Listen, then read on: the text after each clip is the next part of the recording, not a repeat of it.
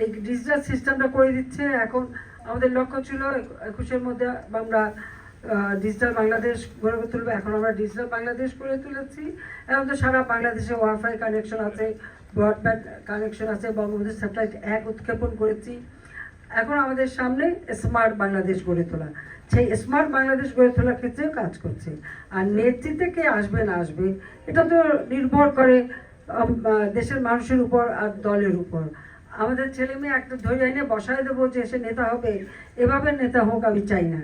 আমরাও রাজনীতি করেছি, স্কুল জীবন থেকেই রাজনীতির সাথে সক্রিয় ছিলাম, কলেজ জীবনে ছিলাম, ইউনিভার্সিটি জীবনে ছিলাম।